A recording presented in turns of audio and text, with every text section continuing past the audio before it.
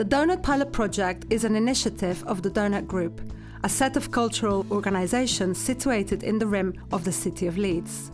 The group, which had been set up to support each other in a variety of ways, decided that it would be good to have a research project that evaluated and assessed the impact that the organisations have on their audiences and their neighbourhood communities. We looked at various funding sources, put a team of researchers from the University of Leeds together, and finally got the support of the Leeds 2023 group at Leeds City Council and the Cultural Institute at the University of Leeds to carry out the research. The project ran from September 2017 until July 2018, and it involved a study of 3 of the Donut Group organisations: Chapel FM in Seacroft, The Hub in Horbeck, and Left Bank Leeds in Hyde Park. A group of 8 researchers from the schools of English, Performance and Cultural Industries, and Geography carried out the fieldwork and analysed the findings. This film summarises a set of conversations carried out with staff members in these organisations, as well as setting out the framework for the research.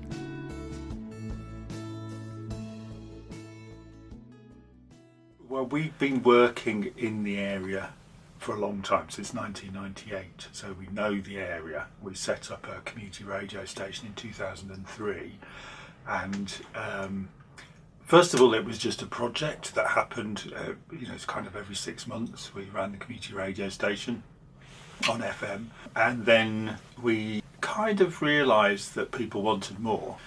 But I suppose particularly working with the young people that we worked with and seeing they liked having a place to go. You kind of realised they didn't have many other places outside of school, outside of home, that they sort of owned and used and went regularly. So they were very positive about that, and we found this building. We were actually, I think I went to a meeting of the church, the Methodists, Barbara and Frank, who were still around. And they said, we have this chapel and we don't know what to do with it. It hasn't been used for about 10 years at that stage. And it was interesting because I'd lived in the area, worked in the area for a long time, but never noticed the chapel because it's just a little bit back off the road. And we had lots of work at that stage, 2000s, there was lots of money around to pay for work. But we would go from project to project and people would go, come and work here, we'd love you to work here. And it was all very enticing, and she kind of said, well, what happens if you stay put? What happens if you actually committed yourself to an area and stayed there once the funding had run out? Because all that funding, there was money, but it was to run a project, to do this, to do that, and then you would go somewhere else. It was incredibly important that we had somewhere that was based right in the heart of Seacroft, right in the heart of the community that we're trying to serve. Getting that to happen with the residents and users, eventual users, kind of agreement was quite a big achievement, really, getting the funding to do it. But I think the success is how we've responded to what the need is in the community. It's local for local people. It's not quite far, as the city centre is from here, and actually quite inaccessible with bus routes that don't really work. Because it is a tough area, and tough in lots of ways. From an outsider's point of view, people often come to Seacroft and go, it's really green and beautiful compared to other parts of Leeds, and from a distance it is. The housing's pretty rubbish, but it's also that thing that there's no heart to it. So people get worried about it's dangerous and stuff, but I think the saddest thing I find is when you go out in the evening, or there's just nothing there. There's nobody on the streets. There isn't what we would, I suppose, call vibrancy. It is not vibrant at all. And we did do a door knocking. We never did it again. We went door knocking. Was it last year or the year before? I can't remember. Me and Adrian and Ryan, and it was really soul destroying and I hate that kind of thing anyway. And people were like, well, we don't know who are you kind of thing, and no, we didn't know we're just over there. Sometimes it's hard to know because we think we're doing an amazing job from in here, but how do we know really how we're perceived out there. And we still have to work really hard to get the young people here. The other bit of research we did was asking the young people, how do they find out about this? And 50% of them come here because we specifically, my staff or some of the older young people, go into schools and publicise it directly to them. I think people feel that it's not for them. And when some people come in and they still don't really know what it is, they'll be like, oh, I remember it when it was a chapel. And I suppose when it was a chapel, it was for a very niche audience. And I still think people still might think, oh, that's not for me. Or you've got to have certain skills to go in there or certain things to do. And because the building's very nice looking, I think they probably think it's more formal than it actually is. It's a very versatile space. Lots of stuff happens here. So this area that we're sat in is used as a cafe on a Thursday, community cafe. It's also used as a workshop. So we have the next gen courses. So the kids come in here and we take these little plant pots off, and so it's kind of a working space. Then it's workshop space. The studios are used as radio studios and people come in and do training. Upstairs is used as radio theatre, but it's also used as a venue for things like head teachers meetings. So it's very versatile, or conferences, or we have a singing group up there on a Thursday. We have open mic night. It's used as a theatre venue upstairs. But our big thing is training, so training the young people of the area and adults as well.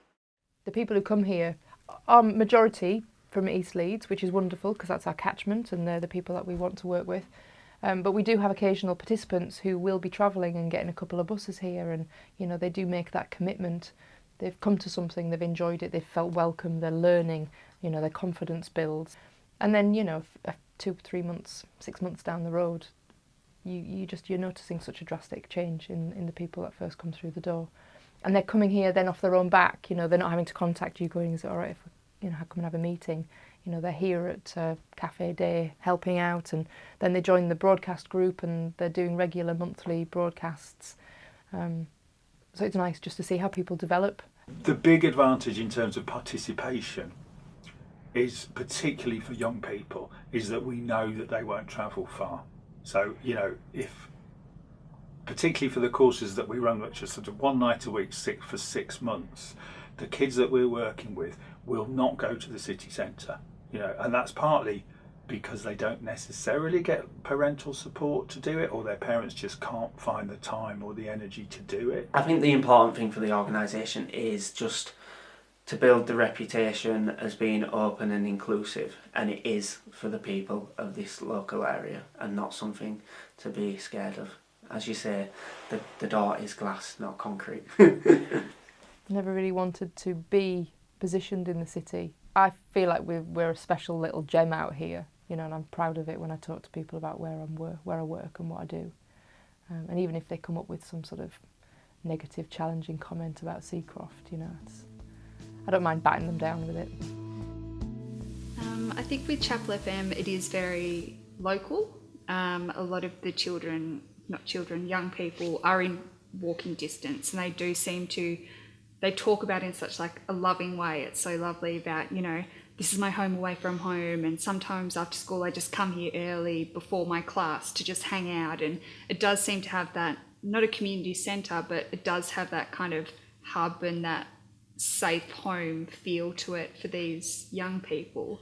And I think a lot of them were very articulate when they spoke to me about how their confidence has grown and how they're, not looked down on and no questions stupid here, and it's really given them a boost of confidence. And yeah, it's so nice to see. It's called the Donut Group because the Donut Group kind of named themselves after where the organisations are placed in the city. So these are a set of about 10 organisations that work outside the city centre. If you trace the line around their locations, what you'd find is quite a neat circle with a hall in the middle, and that hall would be the city centre. So this has been about finding out how organisations, cultural organisations that work in those areas, what impact they have in their communities and in their audiences, and whether their location has anything to do with or plays a particular part in that impact. So the objectives of the Donor Pilot Project have been, on the one hand, to find more about the organisations, and on the other, to kind of find out more about their audiences and how they are embedded in their immediate communities. The research methods that we've used for the project, again, have been based on this three-part structure. On the one hand, we've been trying to find out more about the organisations in themselves. So we've interviewed staff members, attended meetings, tried to find out how they organised, how they managed, the staff that work there, why do they work there, you know, what kind of relationship they have with the venue itself. Then there's been a kind of an audience research aspect of the project that has been about talking to audiences. So we've attended events in the venues and interviewed audience members about their relationship with the venue. Why do they go? How often do they go? What kind of relationship they've built up with that particular venue. And a third method that we've used is that we've looked at the neighbourhoods that they're embedded in. So we've gone onto the neighbourhoods and we've interviewed people in the streets that have a permanent relationship with the area, that either work or live there, and they either know or don't know about the organisation, and we've tried to find out what do they think about it, you know, if they go, why, if they don't, what do they think about the organisation being in the area in any case. What we did was take what Alex had already done and distilled it into a survey that we could administer really quickly on the sidewalk, asking people if they'd heard about the venue, how they heard about it, how many times have they gone, what were their perceptions, what kind of experience had they had there, what kind of general knowledge did they have about the space, what other kinds of neighborhood resources do they use, how do they participate in the community, and to really have a conversation with people about the venue and the kind of things that they do. There'd be that formal aspect, but then an informal aspect of conversing about the spaces, about the neighborhood, about how it's changed, about arts in the neighborhood in general. The Hub started originally, we're a theatre company that makes work in unusual spaces, and we had grown to a point where we could no longer operate out of my dining room, and the Arts Council made it clear years ago that if they were to give us more money than they were giving us, we would have to have an office. And we felt it was a big thing that we talked a lot about back in the early days, and we still do, which is about trying to be useful in everything that we do, that we don't do anything for the sake of it. If we have to reinvent what we're doing in order to be useful, then that's what we'll do. So the idea of spending money on an office that would be used by me 6 hours of the day just felt foolish, and yet for the same amount of money we could have got a city centre office, we could have all of this, which is a lot of space and a lot of resource to be able to be generous with. So that's why we chose this place. The Hub is a place and full of stuff that we can give other people. We say if we have resource, then it's your resource. So all the locks on the doors are number codes. We give you the number code, you can come in and help yourself. And the same with our vans and all our other bits of kit. Because that money isn't ours. We were given it by the public purse to do something with, and then afterwards you end up with all this stuff and you realise that there are other people out there. And that idea of shared commonwealth is really important to us. And the Hub has allowed us to do that from a physical place. And that's how it started. And then it grew, it became a performance space, and then it became a space that was really aware of being in Holbeck and very proudly of being in Holbeck. And that's been its evolution from being what was a glorified storage space to something that could be of use to a community that has less than other communities. One of the things that Slunglow's always thought about is how do you take advantage of the failings in the capitalist market that we have. That's what subsidy is about. It's about being able to work beyond the market, that the market will value certain things, certain ways of working, and therefore certain people. And subsidy allows you to not do that, and you can not do that in a number of ways, and we've chosen specifically to be based in the north, specifically to be based in post-industrial landscapes, and what that gives you is a number of bonuses, a number of positives. You get space. The amount of space we have here is huge, and that space comes from a decline comes from a lack of interest in central government and in the core values of the marketplace, has decided that this road, temporarily, for now, has no value. There will come a point when this road has value and will be kicked out, and that's all right, because there is always a road that doesn't have value. And we work in the cracks. And I think that then we got up, when we moved here, Holbeck didn't even have a shop. And we looked up and realised that there was nothing. And therefore, our instinct was to go, well, we should try and do something. And that has grown and become more sophisticated and more nuanced and more careful. But it's still provoked by that same thought, which is, what can we do that's useful? So I always describe the hub as our home. And I think it's our home that we often extend out to other people to use. So I kind of feel like other people see it as their home as well, or a home from home.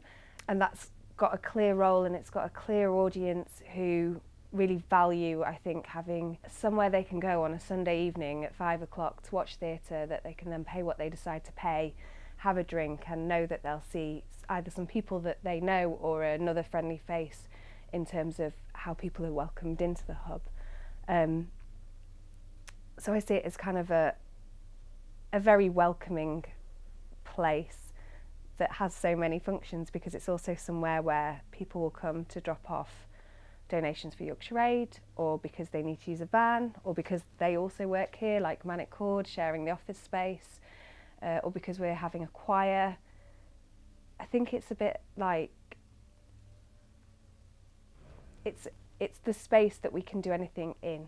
I think that the way the hub is part of a progression of the city is that culturally we've been based in monoliths for a very long time. We have a ballet company, an opera company and a producing theatre. We're the only city outside of London to have those three things, which is a great joy and a great privilege and a great resource for the city, but it also locks up a lot of resources. Up until very recently, nearly 90% of all funding went to 3 organisations. There are organisations that are based in a certain set of values, a certain relationship to the marketplace, a certain relationship to capitalism, a certain relationship to a white canon that's 300 or 400, 500 years old, a certain relationship even to Christianity, and those stories. And that's great, but we now live in a society that understands that we probably want more than that.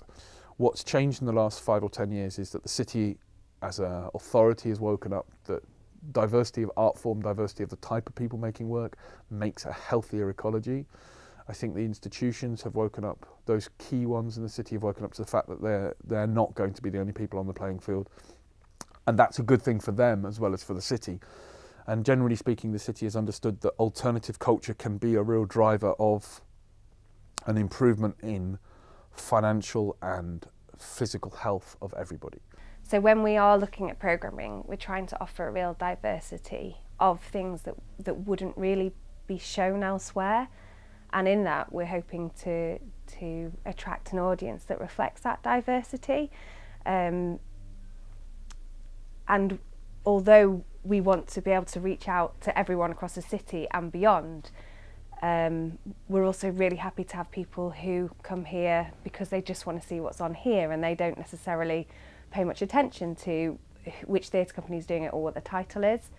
And as we've grown, our audiences have changed. So we were having sort of 30 to 40% audience coming from this postcode in the first couple of years, and in the last year, having changed to be in partnership with Key Tickets. And we only have a small group to look at the statistics from, but we've kind of gone to 23% of people being in from South Leeds, and then found out that a third of our audience comes from beyond Leeds. So our reach is much further out now, because we're doing a lot more work nationally.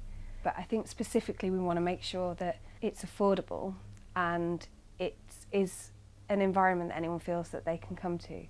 So we don't have a target of saying we want to increase our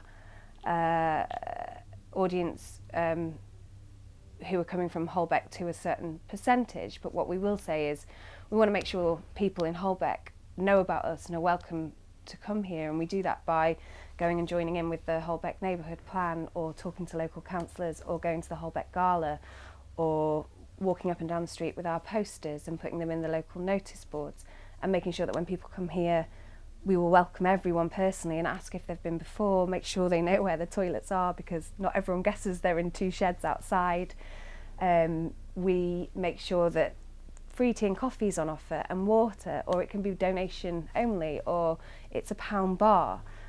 And that, I guess when we're talking to people about what we do, we're making sure that we're using language that's appropriate and talking about the relaxed nature of the hub in an equally relaxed way, so that we are able to attract more people from the Holbeck community. But we also understand that, you know, people from this area, some people, they might never want to come and see a play here, and that's completely fine too, but we might be useful in another way. We sit here, me and Sally, on old sofas in a place where we collect donations for a refugee charity because those are our values, not because we can't do any better. And that's important. And we see that in the city in alternative food, in alternative music, in all sorts of ways. People are working in the cracks that the market and our current set of ideologies allow. And Leeds has been really good at that. Thinking about Holbeck, for example, where it feels like the venue is straddling two different Holbecks, right? Very different places demographically. And to think about what that kind of contradiction is and how it fits into the landscape of a changing Leeds has been really interesting. There's not a lot of audience research that goes on even in major arts institutions. Audiences are often forgotten and left behind a little bit. So I thought the Donut Project was a really good opportunity to kind of go get a granular insight into what makes audiences tick in their own kind of neighbourhoods and locales. I actually live about 5 minutes from one of the venues from Left Bank, so I'm an audience member myself. And I thought it was really interesting to look at, you know, the social impact that these venues actually have on their neighbourhoods, and the way they make people feel who live around them, and the impact they have on people who actually walk into them and engage with them in a different way. I think it's really about looking at the visitors to these venues, looking at their visits in context of their broader sort of cultural and social kind of ecologies, like how they're using that venue, if they are, you know, regularly visiting or not, and what kind of role it plays, I guess, in their lives.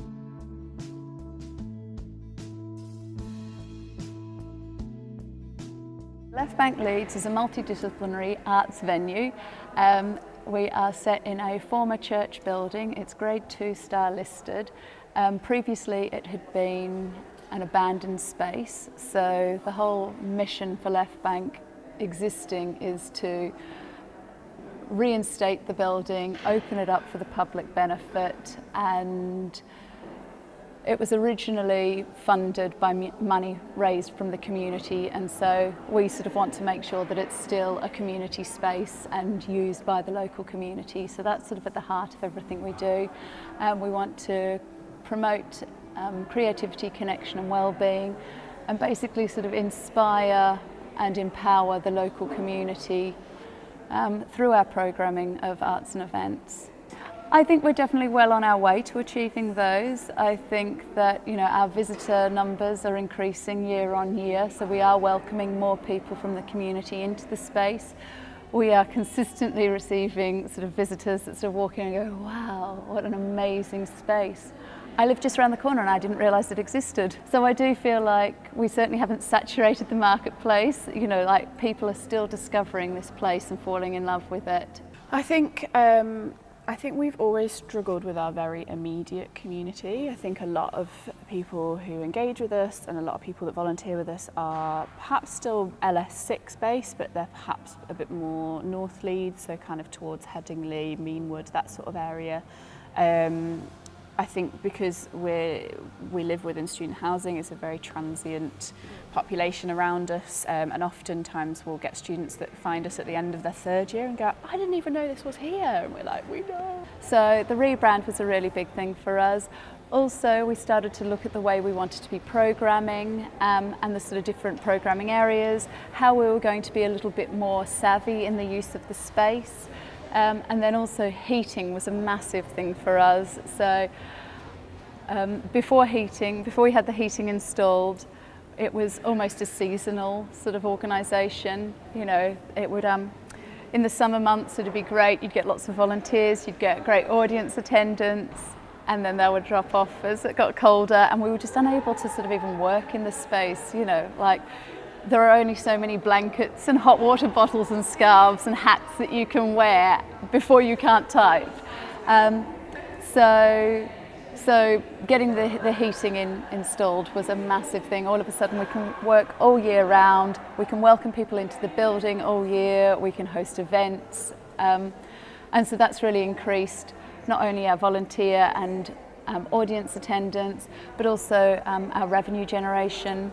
So yeah, that's been a really sort of positive step forward for us. Like weddings are a good example. They help bring in a decent percentage of our income, yet I don't want to promote that we are a wedding venue because we are a multidisciplinary arts venue, and weddings are just a sort of side thing that sort of subsidises our income, I suppose. You know, you're helping to invest and kind of keep and sustain this space and all the good work that Left Bank does. So for me, you know, I feel really good about helping to generate greater income, commercial revenue for the space, to know that it can then do so much good with that as well. And kind of having realistic aims, realistic goals, expectations. It's not about kind of extorting money out of people. It's about saying, look, you know, you can not only have a fantastic event here, but then you can feel really good about the fact that you've paid for this space, but also that will help it, you know, keep going and keep running. And for me, it's so important that the commercial revenue that I bring in allows the charitable aspects to continue too. It means that we can do so much of the other stuff too. I think Leeds on a whole has got loads going on, and it's a really lovely, manageable sort of size. And so in terms of our relationship with city centre venues, I don't sort of necessarily see it as city versus non-city centre venues. I always sort of think we could do more with general networks across the city. Those that I see are very welcoming and sort of keen to sort of help each other. Everybody wants to do well, and they want to be surrounded by people who are doing well. So they want the whole sort of city to thrive. The people that didn't come regularly, and specifically the beer festival at Left Bank springs to mind. There was a sense of appreciation that the venue was a great venue for a beer festival. You know, it wasn't loud noises, it was beautiful. You know, it was a church, so that was the kind of novelty of drinking a beer in a pew. And, you know, there was a lot of this kind of real sort of appreciation for the venue. But when the question came, what role does the venue play? It was, well, it doesn't really play a role in my life. Like, it's just, you know, I happened to come to the beer festival. But there was still appreciation, but it wasn't it was a different kind of appreciation. And I think that that's really important. It's those different levels of engagement. Those people that come not so regularly, like they're just as, in one sense, they've got just as strong kind of, it was interesting talking to them alongside, you know, the young people at Chapel FM that Sarah mentioned, who have got much deeper connection. And similarly, for me, one thing that really struck me with both Left Bank and Chapel FM was there was a real sense of not like a non-use value, like, oh well, it's great that this venue is being used, and it's really great that it's really bustly. That was Chapel FM. And Left Bank, you know, this beautiful conversion, it's really great, they do all these events. I don't come to them, I don't really know what's on, but I think it's great. And so that was really, really pronounced for me. There's a kind of difference between the methodology which we're using to gather the data and the way in which we're finding people to gather the data from. So I think to kind of split those out a little bit, for the neighbourhood research, and maybe I could echo it, that it's quite a challenge to actually find people to take part in the survey. So I think in some places, so for Holbeck Underground Ballroom in Holbeck, there isn't really a centre to Holbeck. There isn't really kind of a place to go if you want to go to the middle of Holbeck and find people walking in the streets. So it's very difficult to recruit people from Holbeck, and you know, like that's already mentioned, there's kind of two different senses of where Holbeck might be. So it's difficult to find people, but I certainly found that once people were there and we were chatting, it was something that they were able to talk about and articulate, and they might not be able to say very much about the venue, they might not have heard of it, but they certainly always had something interesting to say about where they lived and what they felt that was needed there, and maybe something which the venue would be able to provide if they were aware that that was their gap.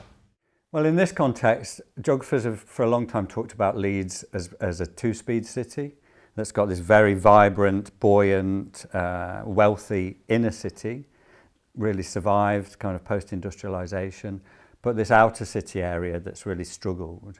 And it's been well known for some time that that's a kind of spatial thing, that the rim or the donut is a kind of part of the city that's neglected in various ways. It's poor transport infrastructure, it's less investment, the communities in that area can be a little bit cut off in one way or another.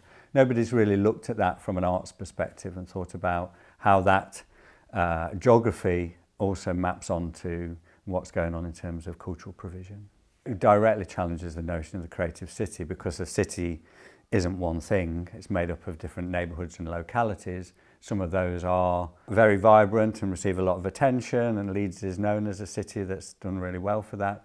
But at the same time, there are other parts of the city that really don't fit that model at all. Yet there is arts activity taking place, but it's of a different scale, it's got a different reach, its ambitions are very different.